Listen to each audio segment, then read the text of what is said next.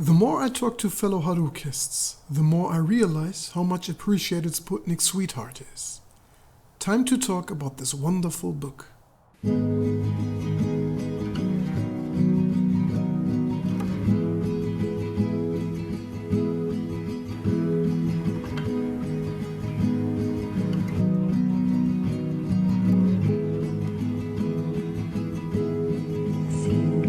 Kei loves Sumire.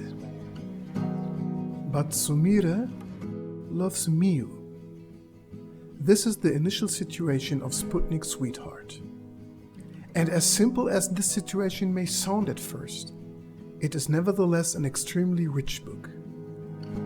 It is rich in emotions, rich in wonderful characters, rich in almost everything. And yet, it is written simply. The first chapter in particular offers such a great introduction, which I have rarely experienced in this way. It may sound crazy, but I love this first chapter. It's written so light-footedly, so incredibly uncomplicated, and yet it's complex and emotional.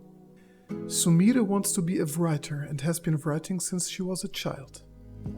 However, her work, like her whole life, is unstructured, and she has not yet completed a novel. She often wears different socks or leaving the house in a bathrobe. Her most important friend is Kei. Kei is the first-person narrator. We do not learn his full name. He is a teacher in his mid-20s and leads a manageable and unhurried life. He teaches at an elementary school and occasionally has casual affairs of no great importance. He loves Sumire, but his love is unrequited. Sumire always calls Kei in the middle of the night from a cell phone. It is a pleasure to read their dialogues. They are as organic as a game of table tennis. At a wedding, Sumire meets Miu, an older Korean woman. They hit it off, and Sumire feels a new attraction. Miu offers her a job, and their relationship leads Sumire to make positive changes in her life, like dressing better and quitting smoking. Miu is the exact opposite of Sumire, but it has a positive effect on her. Sumire falls madly in love with the married Miu, but this time her own love is unrequited. She finds herself in the same situation as Kei. Kei starts receiving letters from Sumire in Europe. Through the letters, he is able to keep up with hers and Miu's travels across the continent for the business. In her latest letter, Sumire mentions that instead of returning home as planned, she and Miu decided to extend their trip and spend some extra time on a Greek island. After a while, he gets a surprising call from Miu asking him to fly to Greece because something has happened to Sumire. Miu doesn't explain much, but it's clear that it's urgent. Kei leaves for Greece the next day. This is when he meets Miu for the first time, and she tells him that Sumire has vanished without a trace. She explains the events that led to Sumire's disappearance, including the time when Miu was unable to respond physically when Sumire initiated a sexual encounter. Miu is glad to have Kei around, but worries that Sumire may have committed suicide. She then leaves Kei and he spends some time alone in Greece. And now we enter a sphere where Murakami masterfully uses metaphors and symbols to explore human feelings, reactions, and emotions. Do you understand why Kei is so in love with Sumire? I get it. Sumire is always open about what's on her mind. She speaks it out. And since she is one of the few, if not the only person around Kei who openly expresses what she feels, he finally finds someone who shares something with him. His thinking. They are united by their common thinking. And even if it initially seems that the nightly calls by Sumire annoy him, they are important to him. Kei did not have an easy childhood. And when he talks to Sumire, he feels alive. However, when she meets Miu, it is now Sumire who experiences unrequited love. Sumire is chaotic, disorganized, and openly expresses what she feels. That is why she is open about her sexuality. In contrast, Mio is homoromantic and heterosexual. She cannot admit her feelings in front of Sumire, and yet she travels with her and finally tells what happened to her a few years ago.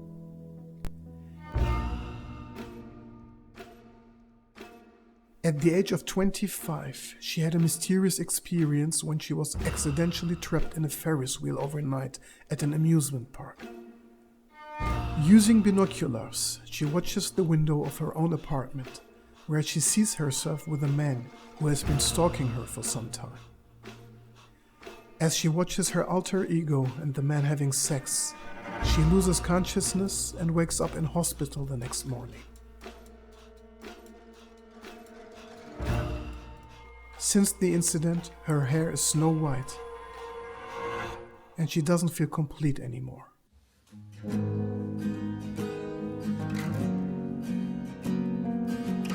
Her other half seems to be trapped in another dimension.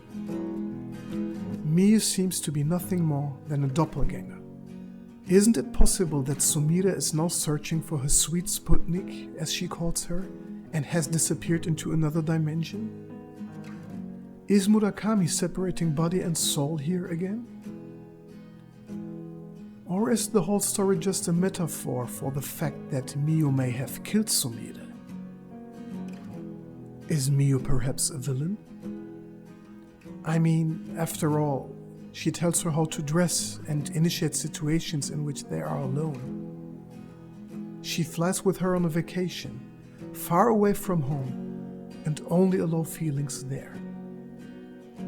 And then Sumire, who is always so open, suddenly disappears without any notice? Is Mio a killer? You know what?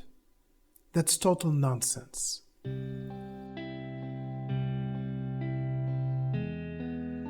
No one in our love triangle is a bad guy. They are just different. Let's go back to the night when Mio was trapped in the Ferris wheel. Murakami is hinting at rape here. Everything indicates that the Ferris wheel incident was a traumatic retelling of something horrible that happened to Mio. Mio was too traumatized for any sexual contact since the incident. After returning to Japan, Kei goes back to his normal routine but feels like he's lost something without Sumire around him. He receives a call from his affair, who is the mother of one of his students, called Carrot. Carrot was caught stealing. The guard doesn't like Carrot's attitude or Kei's appearance and lifestyle, but eventually lets Carrot go after a long chat. Kei then takes Carrot to a coffee shop where Carrot stays quiet. Despite not saying much, Kei feels a connection and shares the story of Sumire with him. After dropping Carrot off, Kei tells his girlfriend that they can't see each other anymore. He continues living a solitary life. But is this really the end? I mean, really the real end? No. This is a Haruki Murakami book, and we are talking about the separation of body and mind here. And here's my interpretation.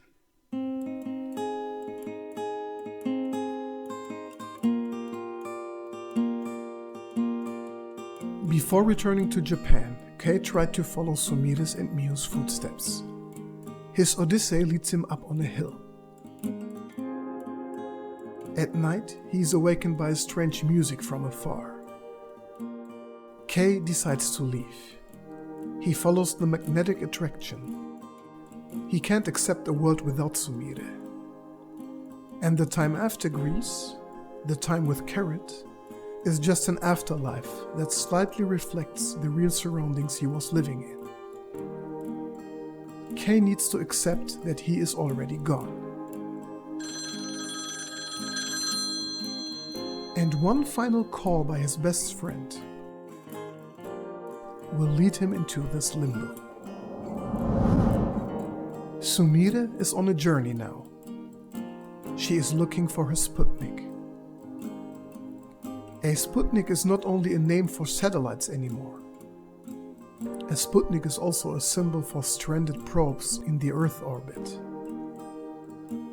So it's time for Sumire to start her mission and enter another dimension. Kei will follow her. And maybe, just maybe, all of them will reunite somewhere and find their love, their Sputnik sweetheart.